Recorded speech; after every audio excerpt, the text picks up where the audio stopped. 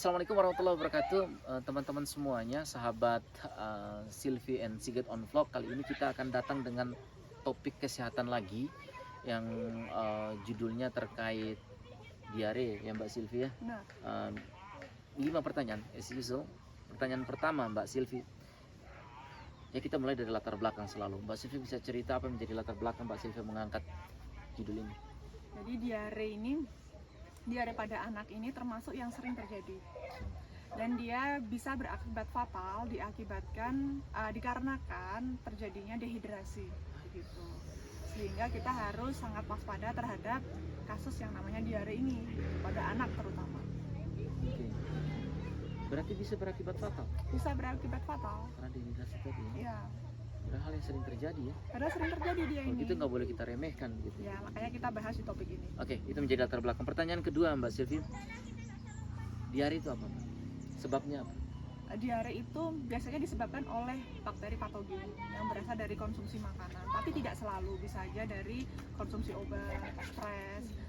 Namun kebanyakan pada anak-anak itu terjadi karena kontaminasi dari makanan oleh Bakteri ya? bakteri patogen. Nah, cirinya apa? Cirinya diare adalah BAB yang BAB? BAB encer lebih dari 3 kali dalam sehari. Jadi itu sudah digolongkan diare Encer. encer. 3 kali, lebih dari 3 kali sehari. Benar. Ada karakter khusus? Apakah dia seperti nyemprot begitu atau cuma sekedar tidak padat, maksudnya dia encer tapi tidak nyemprot? Apakah ada karakter khusus? Semuanya yang encer, apabila kita melihat dia itu encer pada anak-anak ya, maka dia udah termasuk diare jika lebih dari 3 kali ya dalam sehari. Makasih. Kalau 1 kali 2 kali belum.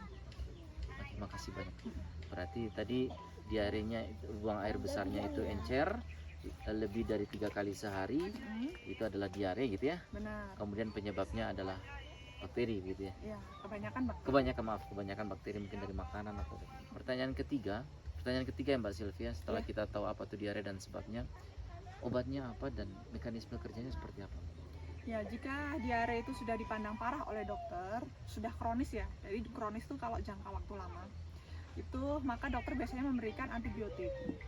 Namun sebelum kita itu ke dokter, masih akut itu dalam jangka pendek, baru sebentar diarenya, sesuatu yang terjadi sebentar itu kan namanya akut. Itu kita bisa memberikan pertolongan pertama. Nah, pertolongan pertamanya itu ada 3. Oke. Yang pertama itu adalah oralit.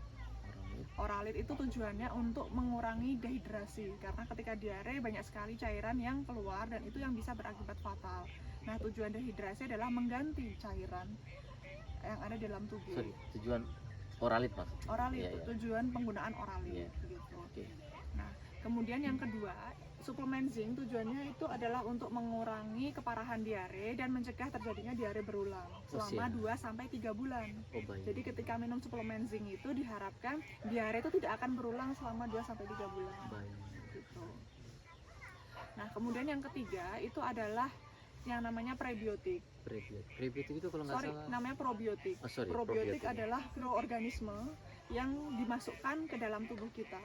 Tujuannya untuk menjaga keseimbangan lingkungan bakteri di dalam saluran pencernaan. Baik. Jadi gini, di dalam saluran pencernaan kita itu sebenarnya terdapat sekumpulan bakteri gitu, yang keseimbangannya selalu terjaga sehingga kita tidak diare.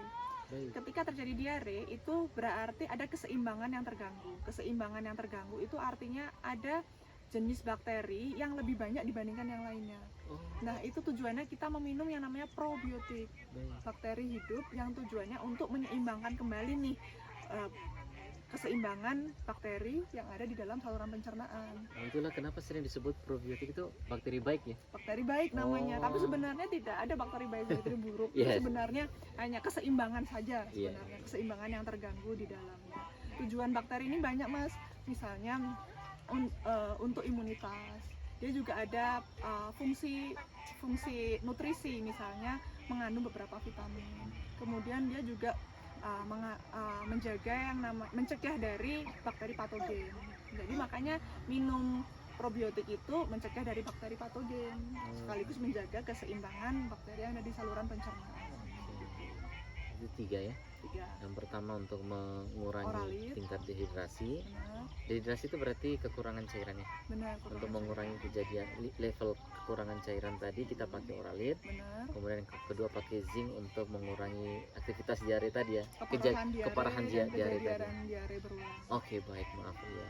Otomatis dengan zinc tadi itu kemungkinan dehidrasi juga turun ya karena diarenya berkurang ya. Iya benar. Oke, kemudian yang ketiga yang probiotik tadi ya. Iya benar. Untuk menjaga keseimbangan bakteri di Saluran saluran- pencernaan. di sistem pencernaan. Mm-mm. Oke, di saluran pencernaan, maaf. Pertanyaan berikutnya Mbak Silvi, apa tuh? Sorry, di pertanyaan saya ini cara pakainya bagaimana, Mbak? Kalau oralit itu kita sebenarnya sudah ada kemasan yang langsung jadi yang dijual di apotek. Saya sering minum. Ya, namun kita juga bisa bikin sendiri nih. Misalnya persediaan oralit kita habis, namun anak diare nih. Jadi kan memang harus minum oralit. Caranya adalah setengah sendok teh dari garam dicampur dengan 2 sendok makan gula pasir, diaduk dalam 1 liter air. Ya, terbayang. Terbayang. Lalu untuk anak di bawah, Sampai larut ya. iya sampai larut. Lalu Air, diminum maaf Mas, air dingin, air hangat, air boleh. biasa lah ya. Air biasa boleh, air hangat boleh. Nah itu nanti dosisnya diminum dalam 3 jam pertama itu adalah 3 gelas. Oke. Lalu selanjutnya setiap diare kita minumkan 1 gelas saja. Itu untuk anak-anak. 3 jam pertama minum 3 jam pertama minum 3 gelas. 3 gelas. 3 gelas itu berarti berapa? Ya gelas biasa ukuran 1 200 kali ml. minum, langsung 2 kali minum, 3 kali minum atau ada jedanya? Dalam waktu 3 jam. Oh, dalam 3 jam tadi itu Hmm. intinya 3 gelas.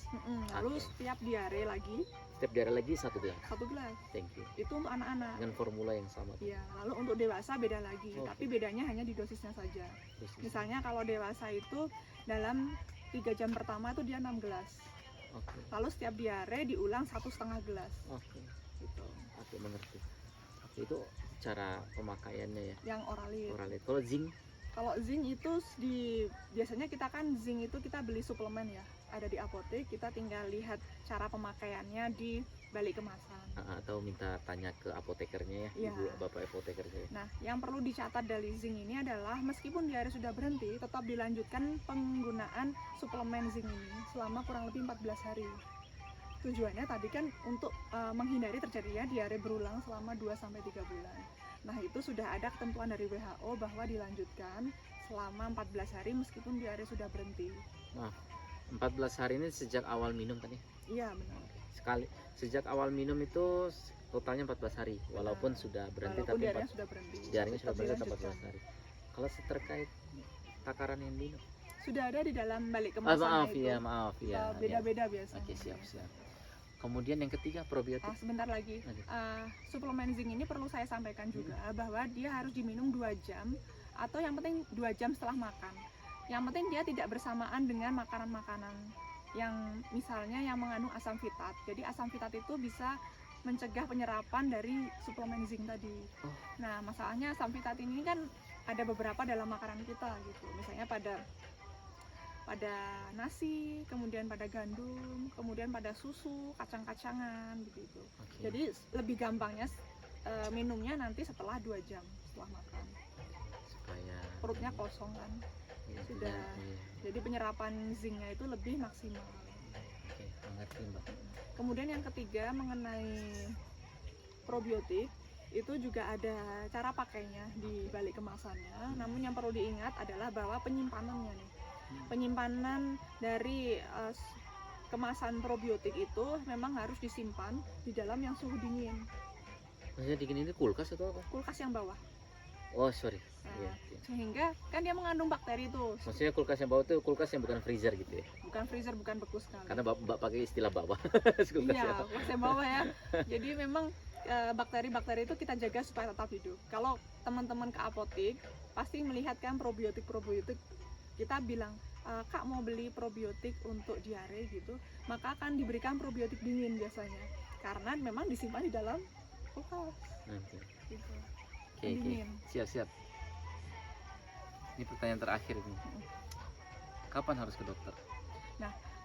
Ketika terjadi diare, tadi kan kita memberikan beberapa alternatif pengobatan ya untuk diare yang mendadak sifatnya akut, singkat saja supaya segera teratasi gitu. Namun jika diare ini tidak segera teratasi setelah melakukan pengobatan mandiri, maka kita perlu ke dokter. Oke. Nah, biasanya tanda-tandanya itu adalah terjadinya dehidrasi. Dehidrasi itu bisa dilihat misalnya ketika anak menangis, dia tidak mengeluarkan air mata. Kemudian bibirnya tuh kering. Kemudian nanti pada selanjutnya matanya cekung atau air seninya berkurang begitu. Itu yang dehidrasi. Lalu yang kedua misalnya dia diarenya disertai dengan darah, kemudian disertai dengan muntah begitu. Nah, kejadian-kejadian seperti itu yang memang kita harus segera ke dokter. Oke. Kalau sudah kejadian kayak gitu nggak usah tunda, langsung ke Ya, dokter. tidak ada lagi alternatif pengobatan. Langsung disegerakan ke dokter. Oke, terima kasih banyak Mbak Silvi. Kita membicarakan ini sangat santai ya, tetapi pada intinya kesehatan itu adalah hal yang utama dan pertama, sehingga walaupun obrolannya santai, berharap sekali apa yang kami sampaikan ini bisa bermanfaat ya bagi Bapak Ibu, eh, untuk menjaga kesehatan keluarga. Tapi pada intinya kami berharap tidak ada gangguan kesehatan pada pemirsa semuanya ya, teman-teman, Ya, benar. sahabat Silvi and Sigit on Vlog. Terima kasih sekali Mbak Silvi, semoga Boleh ini oke. saya nambahkan lagi. Tadi untuk obat-obatan yang tadi disampaikan seperti Oralit, suplemen zinc maupun probiotik, itu yang obat bebas atau obat yang dapat dibeli secara bebas itu hanyalah yang Oralit dan Zinc, probiotik. probiotik. Karena probiotik itu kan bakteri aja, bakteri yang ada di dalam kemasan gitu. Nah, namun yang suplemen zinc ini sebenarnya adalah obat bebas namun dijual terbatas, obat bebas terbatas. Jadi dia memang obat yang dijual bebas tanpa resep dokter, namun ada dosis yang harus diperhatikan begitu. Jadi penggunaannya itu memang harus sangat-sangat diperhatikan karena di balik kemasannya kan ada tertulis penggunaan, cara penggunaan, dosis gitu. Tapi dia tetap obat bebas terbatas yang suplemen zinc. Itu aja yang ditambahkan. Ya, jangan langsung beli, langsung minum sesuka hati, tidak boleh. Ya, Beli lalu lihat aturan di obat tersebutnya, harus diikuti. Oke, terima kasih Mbak Silvi. sama-sama. Terima kasih teman-teman semuanya. Sampai jumpa di vlog berikutnya.